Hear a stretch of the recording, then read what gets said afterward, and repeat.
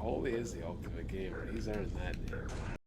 Holyone. A great guy, and his videos are fantastic. What's to do, YouTube? It's Holyone, and these are going to be my top 10 upcoming games for 2026. Starting off at number 10, we have Mouse PI for Hire, which is releasing in March. It's a Cuphead stylish game, so it's very cartoony looking, you know, Walt Disney kind of looking stuff.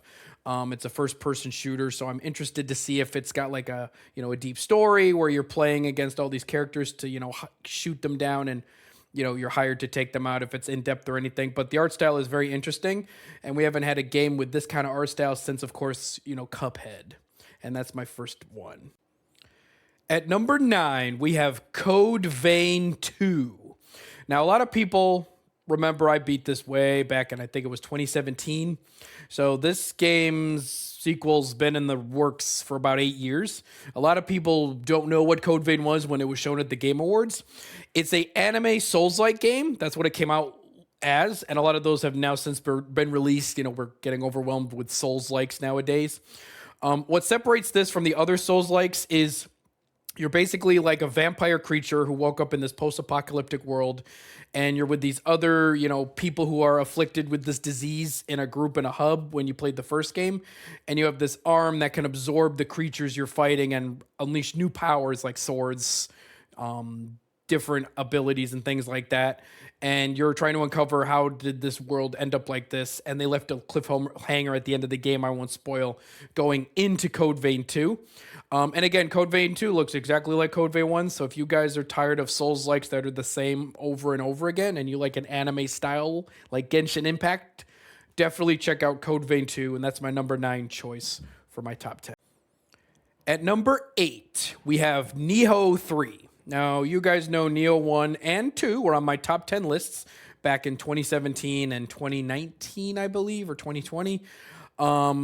I really enjoyed those games because, yes, they are super repetitive, but it's like a fun unga-bunga game you could just play when you need to turn off your mind to, you know, listen to a podcast, listen to some other things.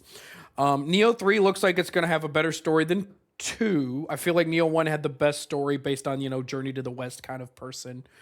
And this one's more going into like, oh, you're fighting more of these demonic creatures and apparitions and, of course, you know, yokais and things like that. So definitely looking forward to it. Hopefully they can build off Nioh 2 in this game.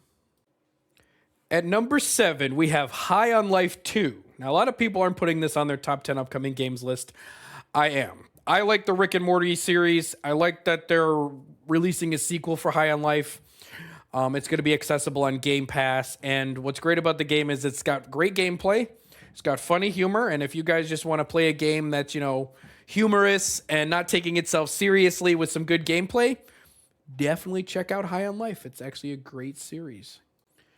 And of course, we can't forget Legendary. Number 6, The Legend of Heroes Trails Beyond the Horizon. So this, I believe, is the last game to wrap up the Calvard arc in the Legend of Heroes series. And obviously, if you guys are wondering, should I play this before playing Trails in the Sky second remastered? Yes, just play it. It's coming out in 2 weeks on PC and PS5, and I believe it's coming out for Switch 2 later or at the same date. This one is going to be interesting. I'm not going to spoil too much of the game, but if you guys are, you know, fans of action JRPGs with a little bit of turn-based in there, and you aren't getting that from Final Fantasy, definitely check out the new Trail series, the Calvard arc, and you guys can start with Daybreak 1, working your way up to this one as well. Definitely check out Legend of Heroes. At number 5, we have Gears of War E-Day, which is a prequel to Gears of War 1. Enough said, it's Gears of War. It's a great third-person shooter. They're probably going to have multiplayer for it. It's going to be on PS5, every other platform as well. And I'm definitely interested to see how the COG War started in Gears of War E-Day. Hopefully they'll add new weapons, add maybe some new locusts and stuff like that. So I'm definitely looking forward to Gears of War E-Day. At number 4, we have Phantom Blade Zero. Now, it does look like a Souls-like game, but it is not a Souls-like game from what I've been told and what I've seen. It's got Devil May Cry-ish gameplay, which is great. I love Devil May Cry. I like that it's taking place in this Chinese-esque story, I believe it is. I think it's a Chinese developer, so it's going to be kind of like like Wulong. I really enjoyed that game. So Phantom Blade Zero got great visuals. Hopefully it's got great gameplay. It's got a good story. This game could possibly be my game of the year next year. So I'm definitely looking forward to this possible sleeper hit for me. At number 3, we have Wolverine. Now, I love Wolverine. Pause. But I played the older games, the X-Men Legends games back in the day. I liked playing that Wolverine game that was on the PS3. So I'm definitely looking forward to playing Wolverine on the PS5 Pro. And then later on PC. So I'm definitely going to look forward to that. Insomniac killed it. Graphics look great. Gameplay looks, from what we saw, looks great. Story's looking, based on the leaks, the story's looking like it's going to be pretty good. So I'm definitely looking forward to Wolverine, and hopefully it's not delayed because of GTA 6. Definitely looking forward to Wolverine. At number 2, we have Resident Evil Requiem. The reason this is so high on my list is obviously I've beaten every Resident Evil game. I love the series.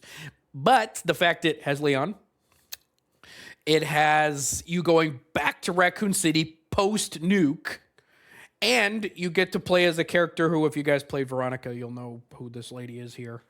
But yeah, we're going to get a little more origin stories with some of the characters, and we're going to get to see what happened post Resident Evil 2 and 3. So this is definitely going to shape up to be really good.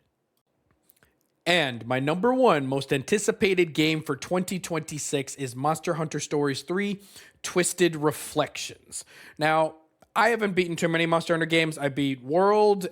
I beat Stories 1, which was okay.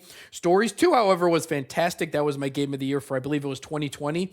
So going off the second game, going into the third game, seeing that the visuals are better, seeing as they're adding new collectibles, seeing as the story's probably going to even be better, this game is looking to shape up to possibly be my game of the year next year. So I'm definitely looking forward to Monster Hunter Stories 3. And if you guys like Pokemon and are tired of what Pokemon's doing, play this game. So that wraps up my top 10 games list, guys. Let me know what yours are in the comment section below. This is your boy Holyone. Out!